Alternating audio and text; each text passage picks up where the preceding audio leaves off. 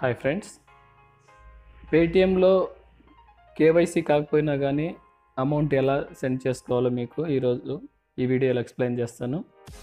ఎందుకంటే కొన్నిసార్లు కొన్ని రీజన్ వల్ల మనకి సర్వర్ బిజీ ఉండటం వలన లేకపోతే మనకి అందుబాటులో ఏజెంట్ లేకపోయినా కానీ మనం ఈ విధంగా అమౌంట్ సెండ్ చేసుకోవచ్చు.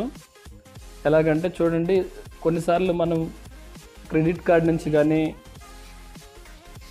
అలాగే బ్యాంక్ అకౌంట్ నుంచి మనం పేటిఎంలోకి యాడ్ మనీ చేసుకుంటాము. అలాంటప్పుడు మనం పే చేయాలన్నప్పుడు ఆ మనీ సెండ్ కాదు. చూడండి, ఇక్కడ నేను డెమో చూపిస్తున్నాను. మాకు మొబైల్ షాప్ ఉంది, అలాగే నేను పేటిఎం ఏజెంట్ని. చూడండి, ₹1 సెండ్ చేస్తే ₹1 సెండ్ అవుతుంది. ఈ నెంబర్లో కేవైసీ కాలేదు. అలాగే చూడండి, మనం మనీ సెండ్ చేయాలనుకున్నప్పుడు మనీ సెండ్ కాదు, మనకు అర్జెంట్ ఉంటుంది. అలాగే ఎవరికన్నా మనీ పంపించాలన్నా కానీ పేటిఎం నుంచి సెండ్ కాదు. అలాంటప్పుడు ఏ విధంగా సెండ్ చేయాలో మీకు చెప్తాను. చూడండి, డెమో పర్పస్ చూపిస్తున్నాను మీకు. ఈ రకంగా అమౌంట్ ఎంటర్ చేసి సెండ్ చేసినప్పుడు ఫెయిల్డ్ అని వస్తుంది. అలా కాకుండా ఎవరికైనా మీరు బిజినెస్ పేటిఎం వాలెట్కి మనీ సెండ్ చేయొచ్చు. ఇది చూడండి, ఇక్కడ ₹500 సెండ్ చేస్తుంటే ఫెయిల్డ్ అని వచ్చింది. అలాగే ఇది మా షాప్ నెంబర్, ఇది 7019216929. ఈ వాలెట్కి ఈ షాప్ నెంబర్కి సెండ్ చేసినప్పుడు సెండ్ అవుతుంది. 8000 సెండ్ చేసి చూపిస్తాను.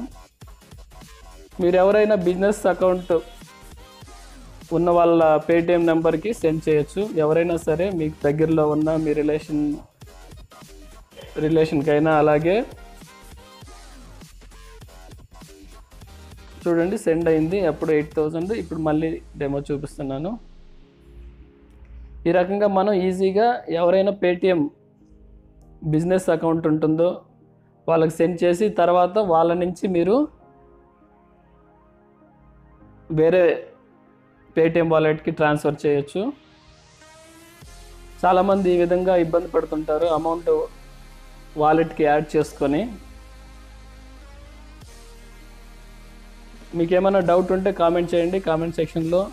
ఈ వీడియో కనుక మీకు నచ్చినట్లయితే లైక్ చేయండి, షేర్ చేయండి మీ ఫ్రెండ్స్ తోటి. ఇది చాలా హెల్ప్ఫుల్ అవుతుంది వాళ్ళకి కూడా. చాలా కొన్ని సమయాల్లో వాళ్ళకి ఇబ్బందులు వస్తూ ఉంటాయి. ఈ రకంగా మనీ యాడ్ చేసుకున్నా కానీ పంపకుండా ఉంటారు. Thanks for watching.